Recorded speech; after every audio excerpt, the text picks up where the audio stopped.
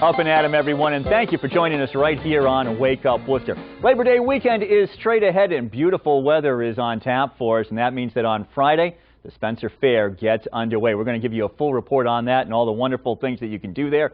That's coming up later on in this half hour. Also, how are we going to strike out cancer? Well, the AFL-CIO has been involved in this effort for many years here, and of course we have the big walk coming up out at UMass Memorial. We're going to tell you, though, about a job action against cancer that's coming up on Labor Day, and that's on the way as well in this half hour. Right now, though, thank you so much, Allison, for stopping by from the WCAC. Appreciate your being here. Nancy, thank you also for coming by from the Workforce Investment Act and talking to us a little bit about the WCAC Summer Jobs Program, which is just wrapping up. Is that right? We're in the final days or so of that? We are. The Worcester Community Action Council put about 570 young people to work this summer, and most of those young people worked for 7 weeks, which ended on the 21st of August and wrapped up.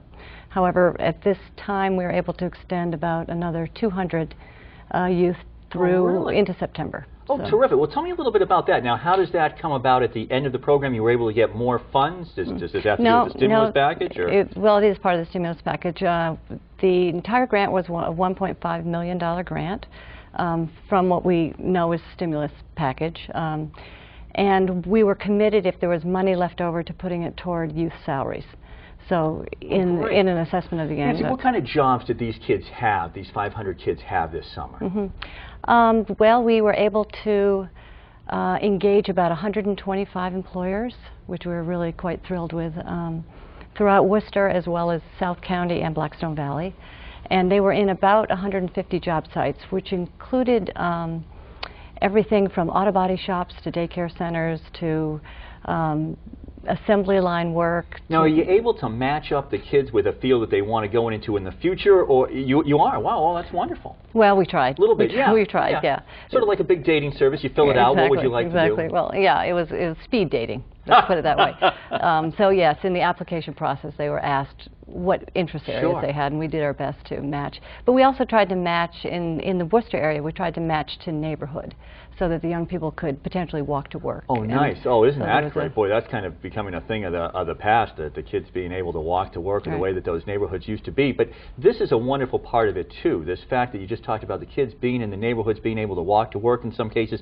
These 125 employers really going out there and putting themselves on the line too to make sure that these kids had these summer jobs. Oh, absolutely, and we're thrilled and really pleased with the mentorship that they provided, and of course the jobs they provided as well. But yeah, our staff went and visited these employers twice a week, and met with the supervisors and met with the young people to support their employment and kind of to make it a successful employment experience. So, Allison, I mean, this is not a new program. This has been successful in the city of Worcester for the last several years. How many last several years that they've been doing it? Am I going back even further than that? Well, we've had a Youth Works program. That's the state-funded program that we run through WCAC. But this was the first time we've had the Workforce Investment Act Summer Jobs program. Oh, terrific. Oh, all right. Oh, wonderful. So big success. Do you have some success stories for us, maybe? What was the feedback from the kids? We've had a lot of success stories. For a lot of these young people, it was their first time in a job. So there was a lot of great stories of youth getting a paycheck for the first time. There were 2 youth who didn't expect to get a job this summer and got one through this program, and when they got their first paycheck, they wanted to take a picture with it. Oh, sure. Yeah, that's great for the self-esteem. And as you said, some of these kids didn't expect to get a job at all. Feedback from the kids and some of those success stories, I'm willing to bet that we have some success stories from the employers as well. We have a lot of employers who were very happy with the youth that were placed at their site, and also several employers who are wanting and willing to take on the youth full-time once this program ends, or next summer if the outside of the program. Right. Oh, now, Nancy, that is a huge part of it. I mean, I don't think you can have a better recommendation than that outside of the program, many of these employers would want to hire these kids who work for them this summer. Right. And we actually are in the process. Clark University is completing an evaluation of the program, and in the exit survey we asked the employers both for their experiences as employers of these young people, but as well, would they hire them and are they going to? So in a couple of weeks we'll have the actual data on the percent of the young people hired. And then that will help for next year. Now, where did the youth come from? Where did the 500 plus come from who were employed this summer? Well, the target population through the Workforce Investment Act, it has some stipulations for the young people to enter the program, and they meet a low-income threshold that's defined by the Act, and they are also generally experiencing another life challenge of some sort. So where they came from was referrals from our partner agencies, outreach on the streets. We did a fair amount of media, so they saw it that way. And my guess is that a lot of it was word of mouth among the young people, especially those who are out of school. Then they're able to come into that program. You know, Allison, Nancy just used this word about what they're facing some other life challenges as well. Yeah. I'm sure that you see that. I mean, the WCAC. If you could tell us maybe a little bit about the work that you do, because you see this quite often in the community, of course. Sure. The WCAC is a federally mandated nonprofit agency in Central Massachusetts. Annually serving 71,000 individuals and families in 37 towns and communities in the Central Massachusetts area. We do have a niche for serving at-risk youth.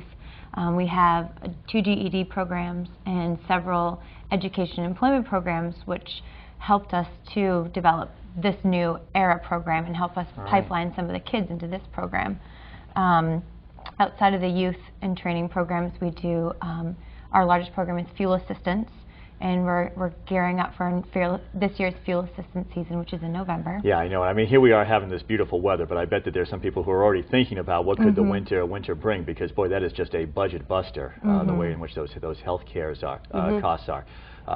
Fuel costs. I got healthcare on the mind. Nancy, as we're talking about some of the kids in this program, obviously you've seen it as a great success as well. You say you're going to be getting this data back in a few weeks. What does the future look like for this? Well, actually, it's very exciting. Worcester Community Action Council is also starting up a new program called the the Jobs and Education Center, which will be on the 3rd floor of the Denholm building, and it's an opportunity for an expanded list of services from pre-GED to GED to job counseling and coaching, job placement, and other career development services. So the young people that we're seeing through this WIA summer employment program will have the opportunity to plug into WCAC's new programming. And Allison, you really said it. I mean, that success story that you told about those kids got that first paycheck and just wanted to have their picture taken with that. I mean, to me, that really says it all. And Nancy, I would think that going forward, we're going to see, I mean, those kids now they're hooked, they're into the program, they want to go out, they want to work for some of those employers. That's right, they do. Yeah, fantastic. Hey, Nancy, Allison, real quick, and I don't know who wants to take it, but we've only got about 30 seconds left. What else do we need to know in the Reader's Digest version of what's that? We're ready to go on and make this program a success next summer as well. I guess just close with saying thank you to all the employers in Worcester, Blackstone Valley, and South County for really stepping up and participating in this program. Yeah, what a fantastic job they did, and you'll probably have twice as many next summer with the success of this program. Not only kids in the program, and you're going, that worked, but with all the kids, but with all the employers as well. Nancy, Allison, thank you so much for stopping by this morning. Yes, thank you. Appreciate you being here right here on Awake.